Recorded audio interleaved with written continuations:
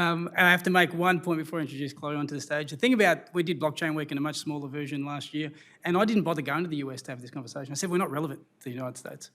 We can't engage with the United States. They don't care. They're the beast. We're a little country on the other side of the world. They cared this time. So just sort of reinforcing that message that strategically we're of interest and we're important, but it shows, I think, a material change. Chloe, I'll invite you up for this panel. Chloe and I have known each other for a few years. Chloe was integral in driving government policy through the Department of Industry, has since left that role and is now out there teaching people a lot, getting them learned real good, Chloe. So I'm grateful for the support over a long period of time and looking forward to what I imagine will be a very, very interesting panel. Thanks, Chloe.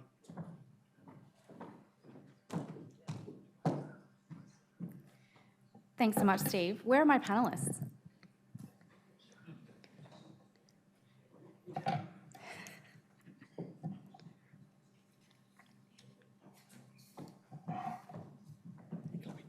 Hello, good to see you. It's really exciting for me to be able to moderate this session today, which I see as being TradFi mergers with crypto. And these four financial institutions that are represented here today, Visa, CBA, Macquarie and JP Morgan, certainly have all taken a slightly different strategy to each other, but are all very invested in the space. So what I'll do, we've only got 25 minutes and I'm going to wind up keeping the minister waiting if I don't stick to time. So I'm going to introduce each panellist as I ask them a question. But since Mike Novogratz was just saying to us that everyone's going to buy a crypto punk, I think we should start with Visa, because for me, one of the jaw-dropping moments in crypto last year was when Visa bought that crypto punk for just shy of 50 ETH. And I think it was a jaw-dropping moment, not just for traditional finance, but for the crypto community as well, who thought, wow, they've arrived. So I think, AJ, you are responsible for Visa's strategy relating to commercial payments in Australia and New Zealand. And Visa's been very forward-leaning in its approach, not just to NFTs, but everything from stable coins to crypto credit cards and everything else that you've got going on. One thing that I thought you might be able to share with us today is the survey that Visa put out a couple of months ago, which showed that a quarter of SMEs are willing to accept crypto payments. And has that data been driving Visa's strategy in the crypto space? I'd love if you could share some of that with the audience. Yeah, thank you very much. I think one of the key things that came out of the research that we conducted in August and September of last year, which was a global piece of research covering 8 markets, and obviously Australia was one of those, is that when we asked the 800 respondents from Australia what their views are with regards to crypto, the first thing that came out was the fact that there's now 93% awareness amongst Australian consumers, which is obviously significantly higher than where it's been in the past. As you rightly say, over a quarter, 27% of the respondents have either held or currently hold crypto assets of some form. So that again was a huge eye-opener to us. We knew that it had grown, but we didn't know quite to what extent. And when you look at the results for Australia and compare that to the other 7 markets that we investigated, we found that it was very similar across the globe. Taking that further forward, of that 27% that have owned crypto assets or currently own crypto assets, a massive 82% of them said that they would actually like to buy from their main financial institution, which is obviously good news for the rest of the panelists here. So they want to be able to get those crypto services not only from exchanges like Crypto.com and Coinbase, but they're also looking for those capabilities from their main bank. And then if you look at things like rewards, again, 8 out of 10 of those respondents said that they would like to get crypto-related rewards from their card. So whenever they use their Visa card, they want to not get frequent flyers necessarily, but they want the option of crypto points as well. So crypto rewards in the form of Bitcoin or ETH or some other token. So I think overall what we've noticed is that there's this huge adoption by Australian consumers. The number of skeptics has obviously reduced significantly as well. So the number of skeptics is now just at 11%. So the anti-crypto or the non-crypto believers are actually reducing really rapidly. So I think overall this widespread mainstream adoption is very much here. We believe it's here to stay. And we're obviously working with our clients, our big bank clients, to understand what their strategy to be. Our opinion is very much that every financial institution and every large merchant should have a crypto strategy. And what we mean by that is take a good consolidated look at the facts, look at your consumer base and look at your customers, and make a decision on whether you want to be involved in crypto assets and digital currencies or not. Either way, that is a strategy. If you decide not to participate after taking a look at all of the evidence, that in itself is a strategy. So through our crypto advisory team, that's exactly what we're doing. I'll just echo that for anyone in the traditional finance space. You need to have a crypto strategy. You heard it from Visa here at Blockchain Week. I'm going to move to the other end of the panel. Sophie, you are head of blockchain and digital assets at Commonwealth Bank. You're a big deal around these parts. You've been working in blockchain for a long time now. I remember it's been a few years since I saw you come and present at Treasury about your world's first bond on the blockchain. And one of the other big jaw-dropping moments in the Australian crypto industry last year was the announcement from CBA about Commbank crypto. So I'm sure that everyone here is really aching to hear from you. Why did CBA decide to do this? Because this is an unprecedented move in Australian banking. And what have been some of the early lessons since you made this announcement? Thanks, Chloe. So we've been observing this space for some time, watching crypto, watching it mature and evolve and working out what, if anything, we should do in that space. We're already very active in looking at the underlying blockchain rails, but crypto itself presented some unique opportunities and challenges as a regulated institution. So we looked at the data, and about 900,000 of our customers have transferred money to crypto exchanges over the last 2 years. We've got a pretty good read on the Australian population. 1 in 3 Australians have a banking relationship with CBA. And so we see this activity happening. Our customers are already there, already in this space. You could say it's already mainstream based on our stats. So it's really about customer demand, but also unmet needs, because our customers have been coming to us for several years with concerns. Unfortunately, some of them related to fraud or scams, and also friction in relation to transfers in and out of exchanges, which is often because the exchanges are doing the right thing on KYC, but it's a frustrating customer experience. So with customer demand certainly there, we then thought about our compliance environment. And we noted the maturity of the environment now. We have, for example, in our partner Chainalysis, a very good suite of tools which enable us to analyse exactly what's happening on the blockchain. 5 years ago, we may not have had that level of confidence. So we launched Commbank Crypto in December, and so far the response has been extremely positive.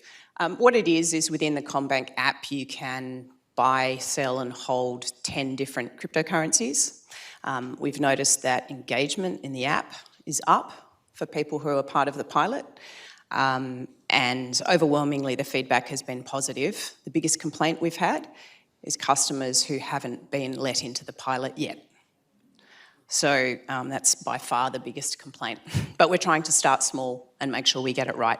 Another unusual thing that we're doing, unusual for this market anyway, is in the absence of a comprehensive regulatory environment, we're using the existing regulatory framework.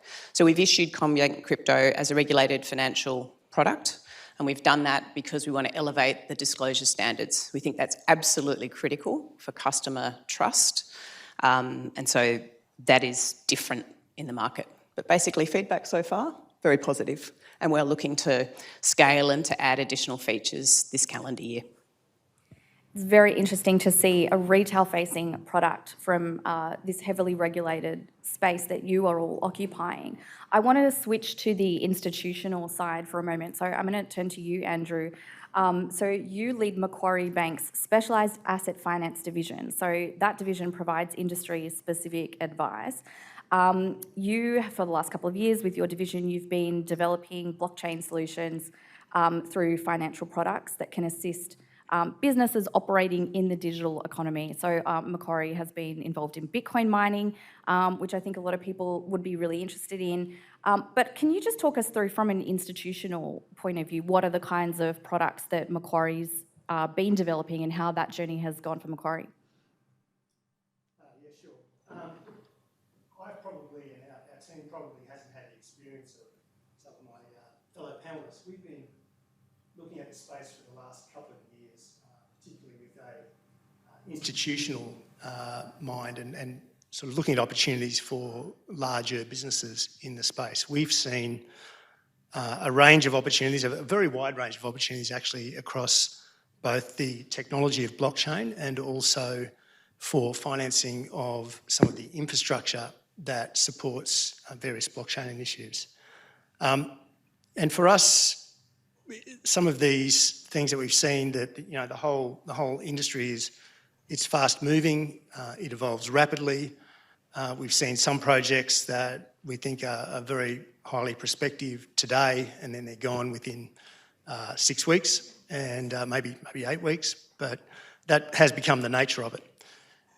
And whilst there is, I think, a huge amount of interest and excitement across everyone that we talk to about the potential for the technology, as a regulated institution, we've had to approach things very cautiously. We tend to do that anyway, and think about what our internal risk appetite has been or will be for participating in this sector. And that's taken us some time to establish that. But I think we now have a handle on what it will be. We have a variety of different views across the organisation about risk in this space. During the time that we've been looking at, we've made a number of small investments. They are very small investments. And mostly we did that to learn. And we have seen those investments do pretty well. But really what has come out of it for us has been a lot of learning. I think both from the small team that's very directly involved in making these investments, but also across the institution more broadly. There has been certainly a development in the understanding of crypto assets and the infrastructure that supports them and blockchain technology over the last couple of years. Also, we've been very lucky to make and build some relationships with large global players, and that, I think, for us is very important as we continue to see whatever the product and offering is evolve over the next couple of years. JP Morgan. So Bianca, you run the payments business for JP Morgan, and it's a big business. Some of the services include cash management, liquidity, forex, trade, merchant acquiring. So there's a lot going on for you in your day job. But one thing that I think can be said for sure is, JP Morgan has had a big presence in the crypto space for a number of years now. JPM Coin springs to mind for me, but I know there's a number of initiatives that have been underway. In the Web3 space, it was very interesting to see last month that JP Morgan became the first bank to buy land in the metaverse. So a big spread of experiments and projects there. What I'm interested for you to share with us is, can you just explain a little bit about how JP Morgan has positioned itself to be able to explore this diverse range of DLT projects from an operational point of view? How does that look inside JP Morgan? Yeah, sure. Thanks, Chloe. So you're right, JP Morgan has been very involved in blockchain from the beginning. We've taken an investment approach rather than a wait and see approach. So back in 2015, we started a blockchain centre of excellence, and the idea of that was to really prove out the actual technology. So that developed Quorum, which is now Consensus Quorum. And once we proved out that the technology worked and we could see tangible benefits for clients and our solutions, we really wanted to double down and scale on that. So the way we did that was to start a business division called Onyx, and that allowed us to put investments and attract talent into the business through this division. It sits within the payments business, but it's broader than that, and it is really focused on relooking at how we move cash, assets and information around the world. I think it's a good opportunity having the four of you here today to talk about a few issues in the industry that have been really popular themes throughout the Senate inquiry and that have been discussed today as well. One thing that I hear a lot about from my clients and that I've been discussing with TradFi institutions is the issue of debanking. And, there does seem to be a rift sometimes where we come up against these issues where, essentially there's the perspective of the banks, there's the perspective of the exchanges, and it feels like there's a bit of a divide. AJ, Visa's kind of in a similar position because you've got a lot of clients that are crypto natives, and you've also got all of the banks that you're working with as well. Can you tell us what is Visa's role in helping to kind of bridge that divide, between the kind of crypto natives and the traditional financial institutions? Yeah, no, absolutely. And I think, part of this comes down to the fact that we do see ourselves as the bridge between CFI and DeFi, traditional finance and then new age kind of ways of making payments. We are a network of network strategy organizations, so it's not just about VisaNet, it's all of the different cryptocurrencies we can also connect into. So what we see our Visa cards being able to do is bridge that gap for cryptocurrency exchanges to be able to issue a card that, for the consumer's perspective, allows them to tap into the stores of value that they've got in their favorite cryptocurrencies. So that's kind of the consumer play from Visa's side. But you're absolutely right. The other part is working with those exchanges to be able to get them into new markets like Australia, like New Zealand, and helping them to build out those capabilities by introducing them to banks so that they've got a banking relationship and the ability to settle with Visa using traditional currencies. We've also built out our own USDC settlement so that cryptocurrency exchanges, and we've announced this with Crypto.com, are able to settle with Visa using USDC. So they're no longer reliant on traditional fiat currencies to settle with Visa on a daily basis, but they can also use what they have plenty of in their treasury, which is stable coins. So they can send that to our Ethereum address 24 hours a day, 365 days a year. So there's some real significant advantages to the exchange and to Visa in allowing the use of stablecoin as that mechanism. But to your earlier point, I think there has been, going back to strategy here, there has been that disconnect perhaps when it comes to financial institutions in certain markets who are not necessarily seeing all of the risks and benefits of working with cryptocurrency exchanges and perhaps having a blanket ban on working with cryptocurrency exchanges. So back to that strategy work that we were talking about is having a holistic strategy that covers all parts of the bank to be able to work not only with their consumer base, but how they're looking at their institutional relationships with exchanges as well. So it's a really important part of what we do.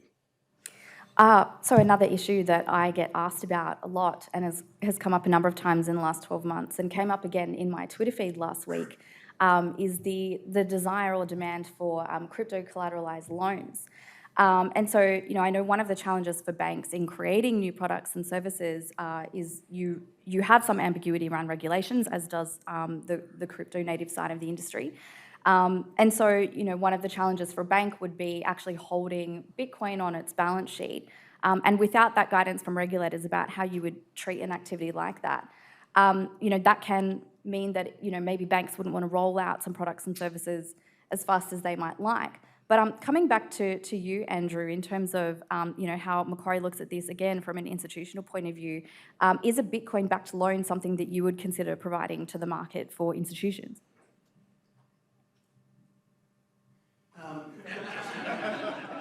It's a good question, and it's one we have been asked. But certainly, look, the regulatory framework that exists today makes it very difficult. In fact, the number of times that we've asked that question for organisations that on paper have significant amount of crypto wealth but have difficulty accessing traditional finance is very numerous. So we see that there is an opportunity in the future, but we can't move outside of the regulatory framework that we operate in. But there is definitely a dearth of supply of traditional finance for crypto wealthy funds, businesses, individuals. And it's something that we think you can sort of provide some sort of the TradFi merging or intersecting with the digital asset economy.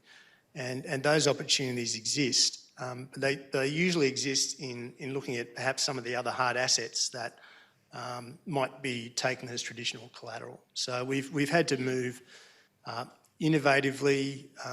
We have financing products for the infrastructure that supports a number of the digital asset businesses that we work with, and we are looking at what is the opportunity to put on chain some of the traditional financing techniques that we would typically see with pen and paper.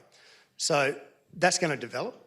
Undoubtedly, what we're doing today won't be what we're doing in 12 months' time, maybe in 6 months' time. But we have to move in lockstep with what the regulatory framework allows us to do. What about you, Sophie? Coming back to retail perspective, what kinds of products and services would you like to see CBA rolling out in the future?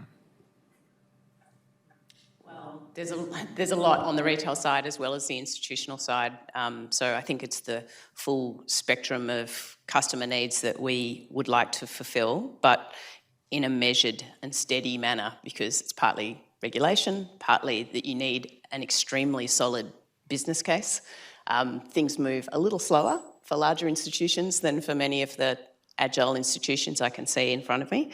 Our big focuses for the coming year are in relation to programmable currency or CBDCs, huge potential there to remake what you can do in financial services.